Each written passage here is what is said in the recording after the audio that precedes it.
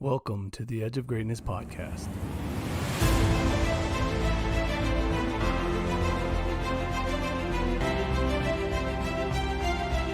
The path to greatness is never linear and requires patience and consistency. Join us on our journey as we peel back the layers of success, searching for that elusive core. Each week we will explore a different component of greatness, utilizing experts who have traveled some part of the path that we are all on. We aim to uncover insights into the areas of leadership, coaching, performance, overcoming failure, the power of habits, and so much more. We are all on the edge of greatness.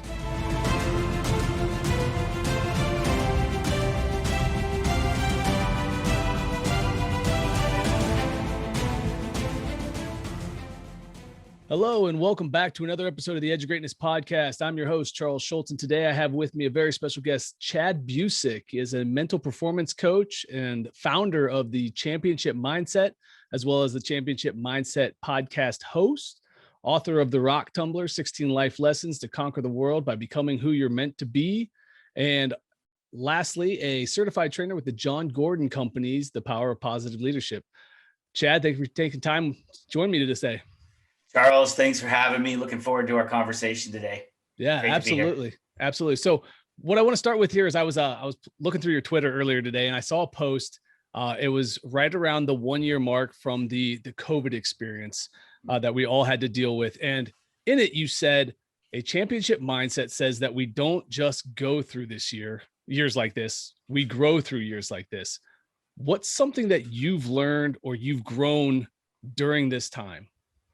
Yeah, it's a great question. It's a great place to start. And I look back on, call it March of last year, and this craziness. And, I was set up to have one of my best years, if not my best year ever, when working with teams and groups and all these different companies.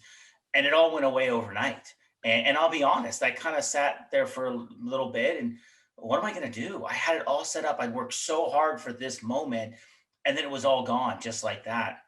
And it was a little bit of a challenge. And then through some of the stuff, I started reading back and said, well, okay, I may not be able to do what I thought I was going to be able to do, but I can still do something.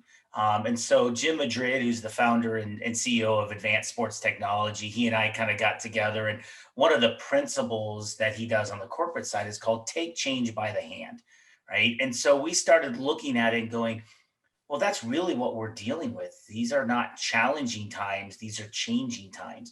Now, if you fail to change, they will become challenging times.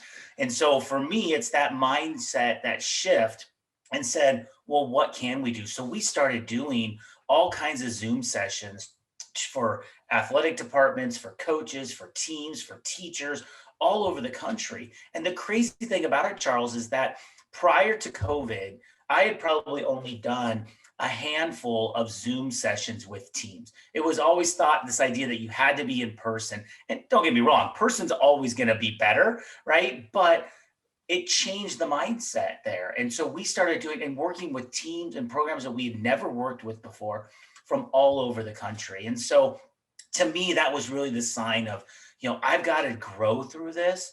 And I can help other people with this message of hope and pushing it through this. And that's really what came and started it. And then I look back now on what I thought last year was going to be.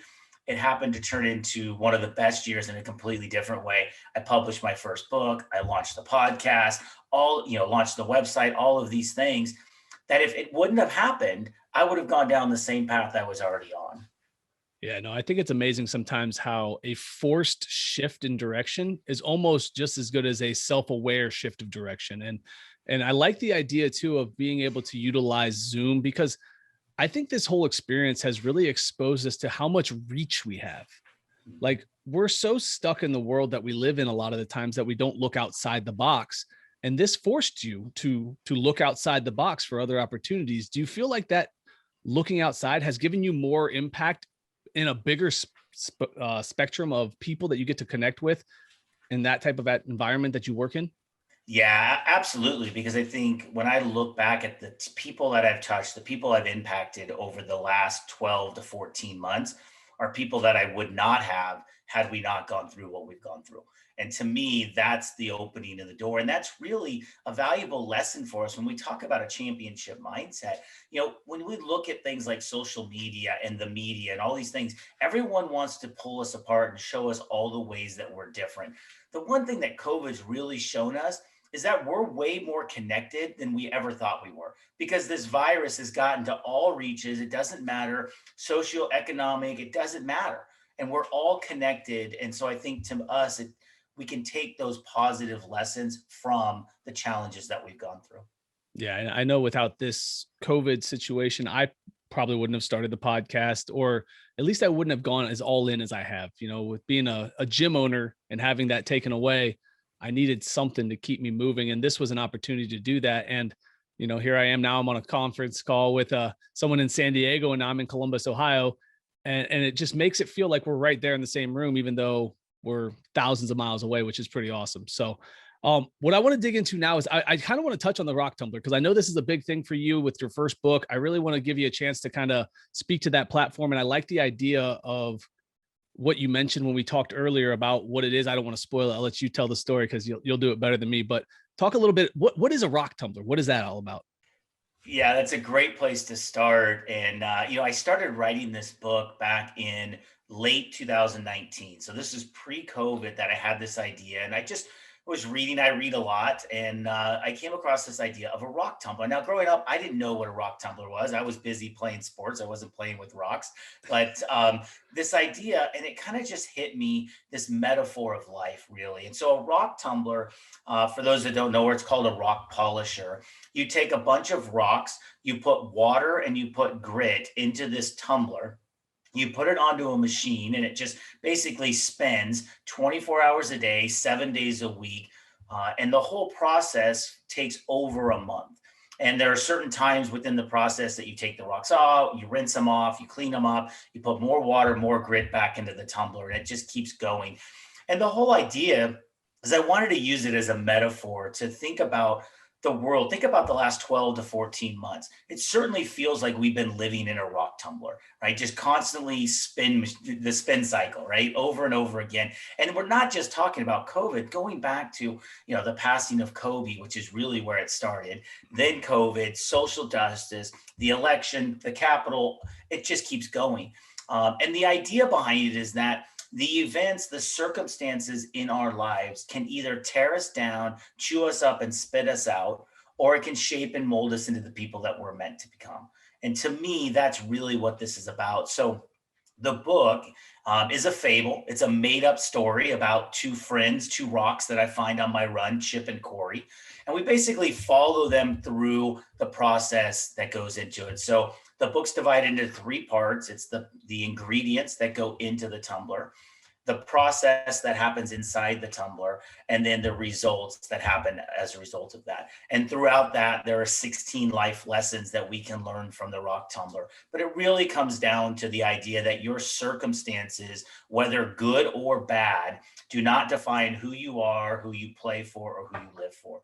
But who you are, who you play for, who you live for will be revealed by how you respond to those circumstances. Our response is everything. And in this moment, we can look around the world and see people, well, we certainly didn't ask for this. And it goes back to your original question of growing through it. There are people, there are companies that are thriving in this market, in this moment. And there are other people that are just completely lost. So that's a little bit about the rock tumbler. It's awesome. I never saw myself writing a book, honestly, but the idea came and I just kind of felt led to share this story, and the feedback's been really amazing. Yeah, no, I love the idea and the concept behind we just get tumbled around and we get shaped because of it. And it leads me to think of I read a book, it was by Urban Meyer, and it was the E+R=O. And I use that a lot with my athletes. The events we can't control. That's part of life. And like you said, the response that we have to the events in our life will ultimately dictate the outcome that we have. And it sounds like you're taking that with a different type of direction, which is awesome. And I think that'll be fun to kind of tap into there, because life is always going to throw us curveballs. We're always going to have bumps in the road. And the way we perceive those and the way we jump back from those is what's going to lead us to the success that we eventually have. So how does that tie into your championship mindset thought process? Because, you know, when you're talking to teams, obviously they're all facing obstacles. They're all going to face events that they don't necessarily understand how to respond to. How do we help these teams create this championship mindset that we're just getting tumbled and eventually we're going to come out polished? You know, how do we do that? Yeah, so championship mindset really came out of my work that I was doing with coaches and players and teams on the mental side of sports with advanced sports technology. And AST, as we call it, has the 7 fundamentals of mental toughness, right? Or mental fitness. So we're working with things like vision and self-talk, all of those things.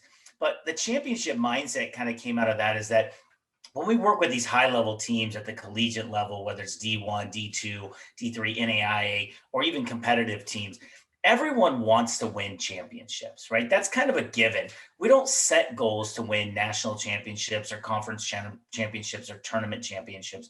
It's kind of a given, what's expected. Instead, when I came up with the idea of a championship mindset, I wanted to get behind the DNA. What's the makeup of a champion? And I believe that champions act and behave like champions long before they ever become champions. And so it really was my attempt of going, hey, let's pull back the curtain. Let's get behind the layers and see what it really comes down to. And so for me, it's a formula. It starts with talent. Talent matters. That's what puts people on teams. But we also know that talent isn't going to be good enough on itself. We have to add some things with it. So we add hard work, right? And hard work is really important. And one of the things that was really cool, and I had a chance to interview Kurt Warner, MVP quarterback, about a year ago, just right when COVID started. And we were kind of going through the formula and talking about it. And he said, you know, the interesting thing about hard work is that we think that we're going to go out and we're just going to go to the gym. We're going to work really, really hard. And we go, well, I worked hard and now I'm going to go about my day. His point is we have to work at the things that are hard for us. And that's a real big distinction. And a lot of people aren't willing to work at the things that they're not good at or the things that are hard for them, right? And that brings us to the next area, which is attitude. Our attitude is everything. We've talked a little bit about it with, COVID, what our attitude towards it.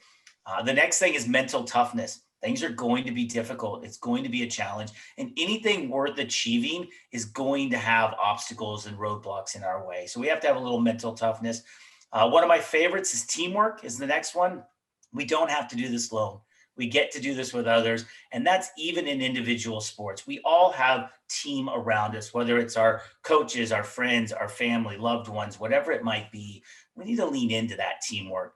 And the last one is passion, right? That we have passion for what we're doing. And I always like to define passion a little bit because we tend to have the wrong definition of passion. We think of passion as like you're cruising down the road and someone cuts you off and you're really passionate about that. Or, none of the listeners on this call, the parents on the sidelines that are really passionate about the refereeing or whatever it might be. Passion is really your ability to sustain effort over a long period of time. It's why we see players still playing in high school and in college and beyond because of their passion for the game. So it's those 6 things.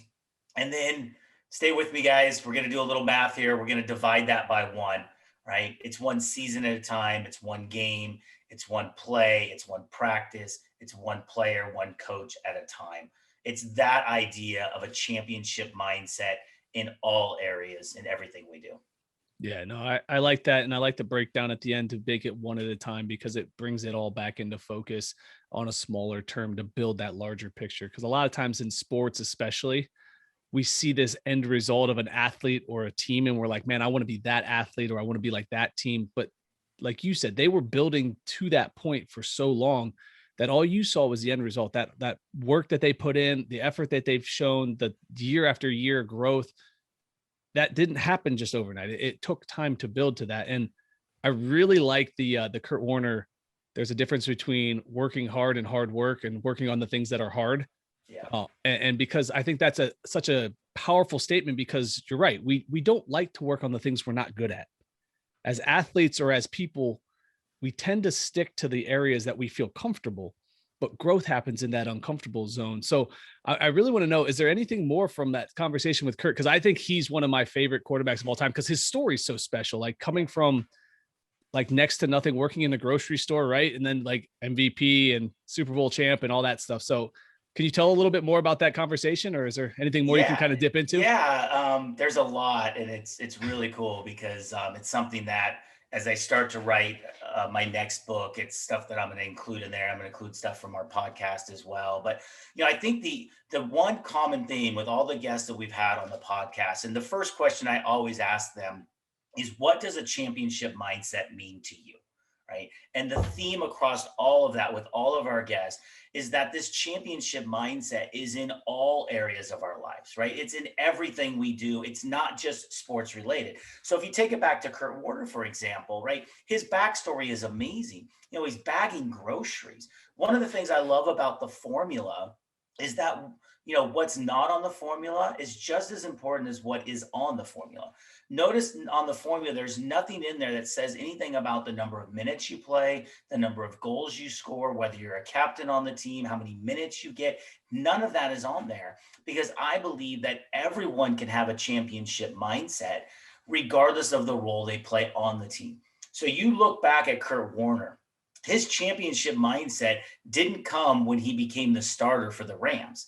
His championship mindset started when he wanted a championship mindset in how he bagged groceries at the store and stocked shelves, right? He wanted to be the best grocery bagger. He wanted to be the best store, shelf stocker. I mean, things that normal people don't think of, right? And it's that championship mindset in all areas of our lives that allow us for the success. And I love working with athletes because athletes know what excellence looks like, either in themselves individually or in the team or around them. They know what excellence looks like. And so one of the key areas that we can look at is this idea of a championship mindset. Yes, we talk a lot about sports, but I believe this championship mindset is the formula for success in all areas of our lives. Think about this. If you want to be good in your career, you want to be a good husband, father, mother, whatever it might be, at the end of the day, it's your talent, your hard work, your attitude, your mental toughness, your teamwork, and your passion into everything you do. So to me, that's the championship mindset. And the cool thing about it, when we define it that way, it's not tied to or determined by anyone else's championship mindset. We're not measuring ourselves against other people out there because everyone's talent, hard work, attitude is different. So it's your championship mindset and what can you do with it?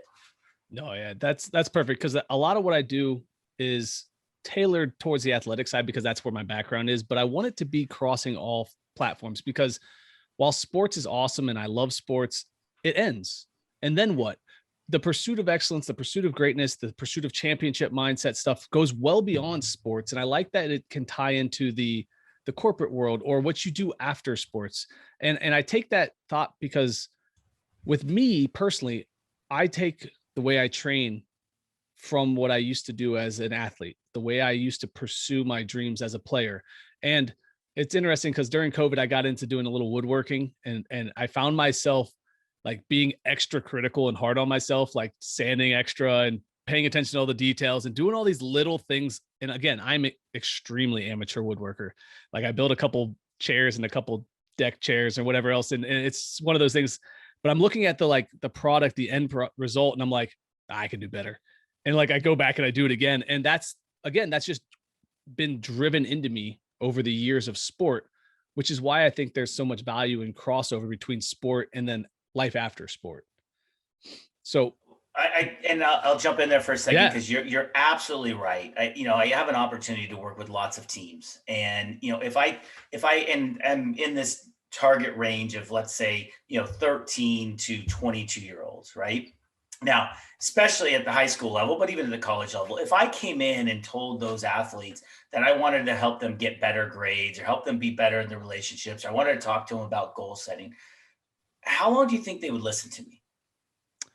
probably not as Not long very as long, not as right? long as Not you'd very want. long. Now, but if I come in and tell them I'm going to help them be better on the court or better on the field or on the ice or whatever it might be, all of a sudden I have their attention, right? And they are interested and they're applying the concepts and they're working through things and we're doing breakout activities with the groups, right?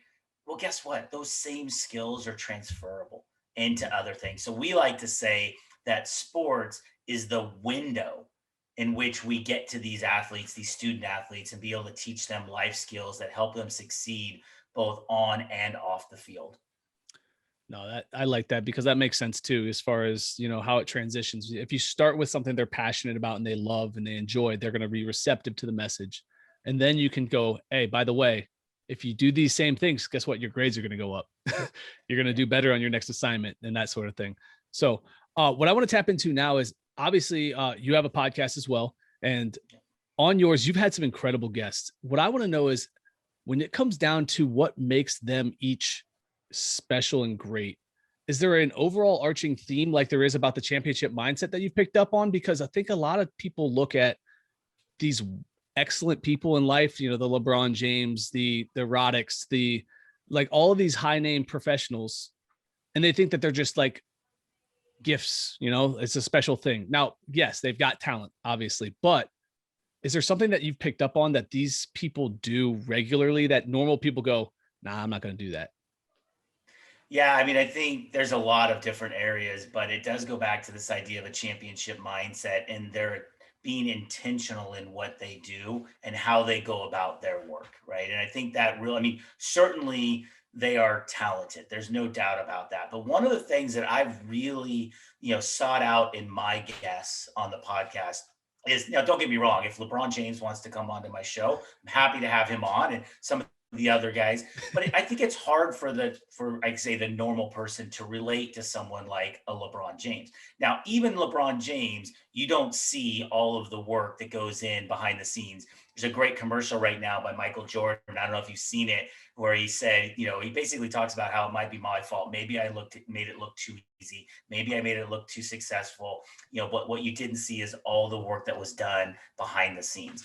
And I think that really, it's easier for us as the normal person to just say that person is ridiculously gifted and talented, which they are. And we discount all the hard work that it took them to get there.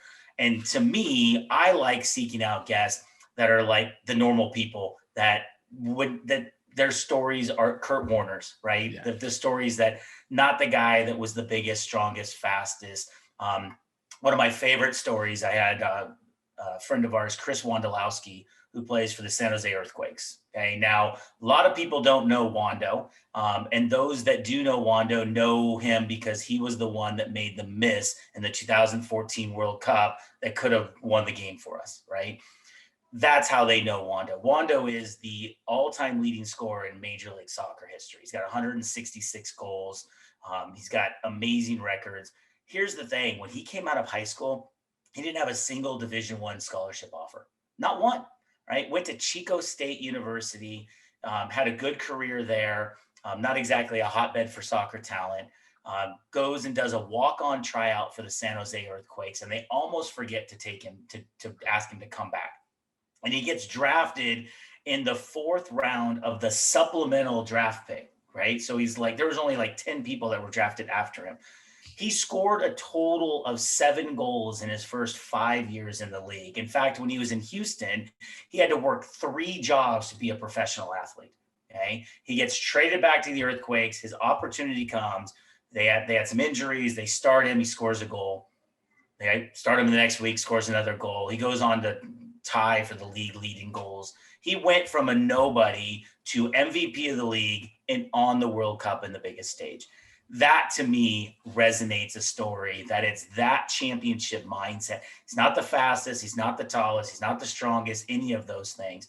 I had Bethany Bowser on my podcast this last season, and Bethany plays for the OL Reign in the NWSL. She went to a tiny school, Spring Arbor University. It's an NAIA college. She played 4 years there, was 4-time All-American, won 2 national championships. And now she's playing in the NWSL. One of the things I like to encourage people is this idea of owning your journey. Everyone's journey is different. Your journey is different than mine. And we look at the athletes. A lot of the athletes, you ask for similarities. I'm amazed at in youth sports, one of the things that drives me nuts the most right now about youth sports is this idea of over specialization, that kids have to play one sport, choose it early, and go all the way through.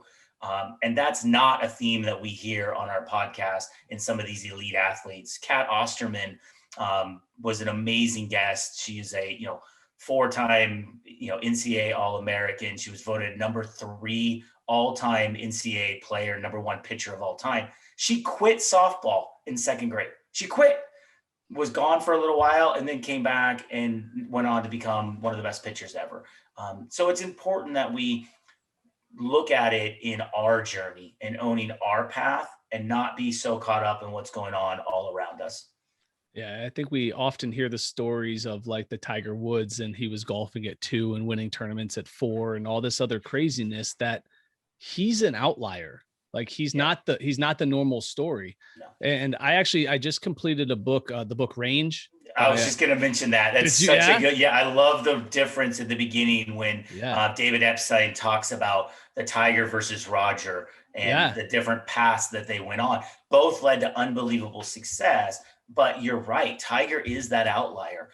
Most athletes play the different sports, and it's those other sports and those other experiences that actually, when they do fully commit to the sport that they choose, it actually helps fuel them and push them. Yeah, we learn so much from the things we dabble in that we can then apply to the things that we find passion in later. Like if we try to commit too early to doing one thing, you run the risk of losing that passion and burning yourself out. And then you become, like you said, too specialized, and you don't have any other skills to offer once that's done. I totally agree that the more things we can explore and try, the more well-rounded as humans we become, but also as athletes and down the road as hireable adults in the corporate world. So how do we get that through to the athlete today? How do we help them understand that we can do a lot more by doing more things than if we just focus on one thing? Yeah, I think it's a tough message, right? Yeah, and it's something, it's hard because everything around us tells us that we have to do it the opposite way, right? You can only play one sport. You have to play that sport year round. You have to focus on the sport. And then we wonder why years down the road, we have athletes that are struggling when it comes time to do something else in life, because they've wrapped their identity so much around the athlete that they've forgotten to understand all these other areas that make themselves who they are, right? There's a great saying that Wilt Chamberlain years ago was walking through the airport, and the one lady came up to him and said, "Are you a basketball player?" And he said, "No." And he goes, "Basketball is what I do. It's not who I am." And I think that to me is really important. We had a guest on, Thomas Williams. He was I think in season 1, towards the end of season 1, amazing guest. He actually teaches a class at USC and does a lot of work with athletes in that transition stage, right? And helping them find you're an athlete, and what other areas make up who Charles is, right? Yes, you own a gym, but that is only one part of you and who you are. And it's understanding, and it goes back to the idea, and Thomas and I agree on this, is that this is why we love working with athletes, because they know what that excellence looks like. So we just need to help reframe it and point them to apply those same things that help them succeed on the court or in the field to other areas of their lives. And when we do that, we can have success, but we have to help them understand that their identity is just one part. Their sport is just one part of who they are. Yeah, no, I think that that's a valuable lesson too for kids growing up, and that's another reason to dabble in other things, is you don't get as wrapped up in one thing when you're trying other things. Like you find that, okay, so I do this, and this pretty well. I'm not just a basketball player. I'm not just a soccer player. And when you played college soccer, correct? That's one of the things you did. I played college baseball. I wish I had somebody to help me, because when I was done playing, I thought of myself as the baseball player, and now what am I? And so it took me a while to overcome that. Now, did you have a similar experience when you were done, or were you kind of aimed in the right direction afterwards? Yeah, I think there's a couple things with that. And I would start by saying that one of the challenges that we hear, and we tell athletes a lot of times, that they need to be balanced, right? We need to live balanced lives. I think that adds more pressure and can do more harm than it does good, because if you're going to be an athlete, and a high level athlete playing in, high level competitive, and, potentially in college and professionally, your life is going to be anything but balanced, right? But what we can do is we can help them understand that it's not going to be balanced, but we can be intentional in the areas in which we manage our life, right? So, and we've talked to some of our guests on this too. It's like, I think it was Kurt Warner was talking about it, that, hey, if I'm on the line, if I'm on the field, then that's what I'm focused on right now. I'm going to be intentional about being the best football player, basketball player, whatever it may be. But when I'm at home, when I'm with my spouse or my, girlfriend, boyfriend, significant other, then I need to be fully invested in that. If I'm going to be with friends, whatever it might be. And I think, it's been said, and I write about this in the book, it's been said that, time is our most valuable commodity, right? It's the most valuable resource we have is our time. And I disagree. Our most valuable resource is our undivided attention. And we think about the world that we're in today, how few things truly get our undivided attention, thanks largely to social media, our phones, email, all the constant little hits of dopamine that we get all the time. But to me, that really is that championship mindset. It's not about living a balanced life. It's about living an intentional life and being present in the things that you're being asked to do when you're being asked to do them.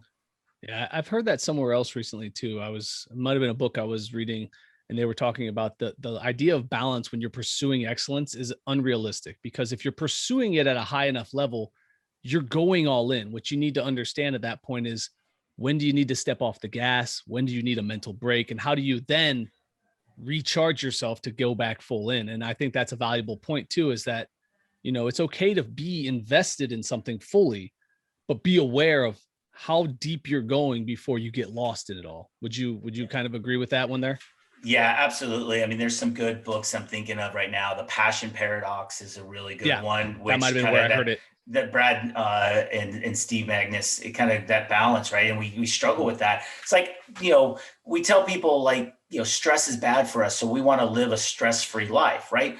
Trying to live a stress-free life is very stressful, right? And trying to live that balanced life, but instead being intentional with the things that we're doing, I think goes back to that championship mindset again. It's like, am I going to be present in the things that I'm doing? And I think when we do that, and that's where, I use passion in my formula, but what it really comes down to is purpose, right? And that to me there's a big distinction for this. So for what I do, with my company Championship Mindset podcast book, that requires me to invest a fair amount of time, which means I'm taking time away from my family at times and having to do those things. But if it's just a passion, it's hard. We don't all share the same passions in life. You are a gym owner, right? You're working out.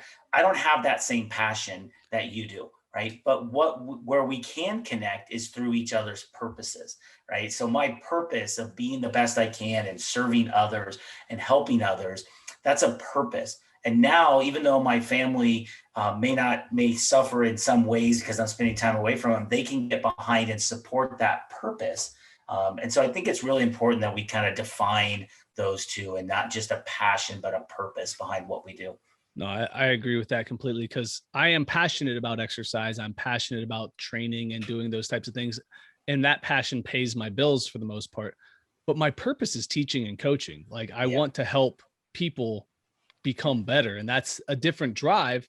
And right now, obviously, that purpose is leading me to do these types of conversations and have that kind of exposure, but it's not paying the bills. It's not doing all that other stuff. So there has to be that balance between all of those things. And then that understanding from the people in your life to know, okay, I'm chasing a purpose here, and then this is my passion, and having that balance. Well, and I think one of the things that we have to do is we have to define that, right? Because if we don't define it, then it's hard for other people to come around and support us. And so, for example, we talked about doing some work with the Jon Gordon team and things like that, and the power of positive leadership. But Jon Gordon, Jimmy Page, and Dan Britton wrote a book several years ago called One Word, right? And the idea behind One Word is that instead of writing a New Year's resolution, you instead pick a word to live into that word through the year, right? And so that's because the stats are crazy. 50% or so don't even make it through January, I think it is, right? So a few years ago, I created a word, and that word was focus, right? And it was an acronym. It's now become my life word, Okay. So when I look at all the things that I'm doing in life with the book and supporting that podcast, working with teams, family, I have to filter that through something and I have to clearly define that. So for me, that acronym, the F is family. It starts with my family first and foremost, being a good husband, being a good father to my two daughters who are in college. That's where it starts. Okay. The O is for others. Very fortunate to work with the players and the coaches and the teams that I get to work with. And I love the saying, that says you can get everything in life that you want if you just help enough other people get what they want. And that's from Zig Ziglar. And so I want to be others focused. And it's a difference in the world. So many people are focused on themselves first. The C is for Christ. My faith is really important to me. And honestly, Jesus has to be at the center of that. And if he's not, then I'm not going to be good for anybody else. I'm going to be selfish in my own way. The U is for unseen. It's kind of a different one. It's from a verse in 2 Corinthians 4:16 and 18. And it's that we focus, the world tells us all the things we should focus on, right? And that this verse talks about focusing not on the things that are seen, job, money, title, all of those things, but the things that are unseen, because unseen is eternal. And so I want to focus on those areas that maybe aren't focused on in the world. And then the last one, the S, is for self, making sure I take care of myself physically, spiritually, emotionally, all of those things. And so when I look at my life and what I'm doing, it has to fit into one of those 5 areas. If it doesn't, then I need to be intentional and be able to say no, that doesn't work. Oh yeah. I mean, I think that's a big piece of the puzzle too, is finding your purpose, living your purpose, and being willing to say no to the things that don't fit. Because a lot of times we feel like, well, I want to help, so I'm going to say yes. I want to help, or I want to do this, so I'm going to say yes. And it doesn't really align with what we're trying to do, but we're just so used to trying to put ourselves out there for people that we get caught in the whirlwind of saying yes. And I think that's a valuable lesson for a lot of people, is it's okay to say no if it doesn't align or doesn't fit with what you're trying to accomplish at this moment. Tell me a little bit more. I want to go into the S piece, because I think the taking care of ourselves gets lost so often when we're pursuing a life of helping others or a life of excellence in general. The self-care kind of goes by the side. How do we help others understand that self piece is a valuable part of regenerating, mindfully growing, being aware of where you're at physically? How do we tie that in for them? Yeah, it's an excellent question. And it certainly is a challenge because we live in a world of distraction, right? Everything is distracting us. And so being able to be intentional about getting away from those things. So 2 things that really I do for me. One is I run every day, right? And this there's a longer story behind this, but I will give you the shorter version. I had set goals after playing soccer in college, got out of shape, and said, okay, well, I need to get back in shape. And I'd set a goal, and then I'd meet the goal, and then I'd take a week off or 2 weeks off, and then the whole cycle would start over again. So then I ran a half marathon, then a marathon, and it just never stopped. And so a while back, a buddy of mine read an article about running streaks. And so the goal became to run every day, 3 miles or 30 minutes every day for a year straight, 365 days without missing a day. So I met the goal. I've accomplished it. Do you know what I did on day 366? You went out and run? Went out and ran, right? Went out and ran, because all the things that, I just go right back to the same cycle. See, I changed the goal. The goal before was to, get in shape or to lose weight or or to run a marathon or half marathon. The goal now has become, I maintain an active, healthy lifestyle by running 3 miles a day. Every day it's new, right? Just last week on Friday, it was my 10-year anniversary. 10 years in a row without missing a single day of running. Wow. Which, I mean, that's over 3,500 days at, never missing a day. And I've got crazy stories of, having to run at midnight and running first thing in the morning to catch a flight and all these things. But the reason I share that with our listeners is that it's not just because, hey, look at me, I ran 10 years in a row. What I'm most proud about in that is all the days that I wouldn't have run in the past, that I would have just taken a day off, that I wouldn't have been consistent in it. And I will tell you, it has paid dividends for me huge in these last 12 to 14 months. because I know every day I get out. Fortunately, I live in San Diego, so I get to run outside, 360 out of 365 days a year. But to me, I get out, I get to connect with nature. I get to have time for myself. I'm typically listening to a podcast or a message or a sermon or whatever on my runs. And it's just my time to collect my thoughts, get away from everything. And I will tell you that you look at the book, The Rock Tumbler, I would say probably 80% of that book was written on my runs, right? That's where I got the idea of Chip and Corey and finding them on the run. And they've actually done studies about this. And it's really impactful when you look at it. When you go out for like a walk or a slow jog, you activate just enough of your left brain, your dominant side of your brain, that keeps you from not tripping and falling and getting run over by cars and things like that. But it occupies just enough that it opens up the receptors for your right brain, which is your creative side. So you are more creative when you do those things. So if you're struggling with a task at work or having a tough time in the relationships, go out and go for a walk. And the other thing that it does, if you can get outside, is it connects you with nature, right? That's the way that we were created. That's the way we are designed. And I can't tell you how important that is for me. And it's been for the last, 10 years, but especially this last year. Yeah. And I like how you took the excuse making out of the option to take care of yourself. That's the biggest thing about, like, you made a commitment to run every day and there's no excuses at that point. Well, yeah. I'm going to do it. And again, I love how you mentioned too, midnight runs, early morning runs before you get on a flight, because you took the excuse out. You made it a priority in your life to take care of you as like one of the big things. And and again, you said it led to some pretty awesome stuff, which, I'm not much of a runner, but after that story, I might have to try to dabble a little bit, maybe a little bit. I don't know. We'll see. Yeah. But I think it's a great story for people to understand, like, you can create the habits if you're willing to make the commitment to do some things and then reframe them as you go. You can create new habits and new goals for yourself. What I want to leave with here is I want to give you an opportunity to plug yourself a little bit, put some of your information out there so my listeners can connect with you, follow along in what your next steps are, your journey, find access to your books, this one and the one you're currently working on, and stuff going forward. So how can we get a hold of you?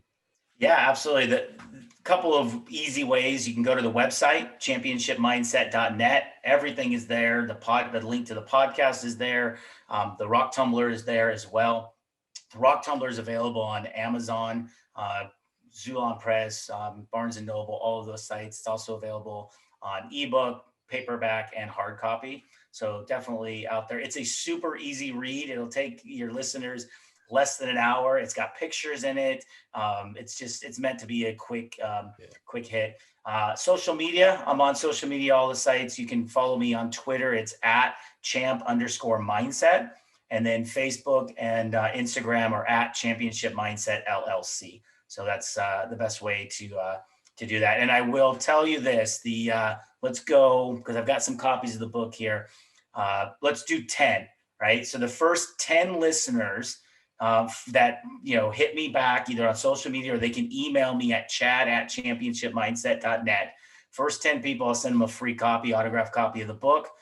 They just have to mention the podcast in their either tweet or Instagram, however they're going to hit out to me. First 10, I'll send them a free copy of it. Oh, there you go, guys. Something to look forward to there. Make sure you reach out and get a hold of him, because you're going to want to read this book. It's something special there. And I think it's going to give you a lot of insight on how to improve and get better and tap into some of those strengths that you need to be performing at your best. So, Chad, thank you so much for taking time with me today. It was a pleasure to have you on. As always, guys, keep reaching for the stars, fall flat on your face. But remember, whenever we fall, always get up. Thank you for joining us today on the Edge of Greatness podcast. We hope you enjoyed today's episode and join us again next time as we continue to dig deeper into the key components of greatness. The path to greatness is never linear, so remember to keep pursuing greatness no matter what. Keep stretching your abilities, reach for the stars, and fall flat on your face. But no matter what happens, remember, whenever we fall, always get up. Until next time, I'm Charles Schultz, and this was the Edge of Greatness podcast. Thank you for listening to today's episode. Please take a moment now to subscribe, rate, and review our show. We are all on the edge of greatness.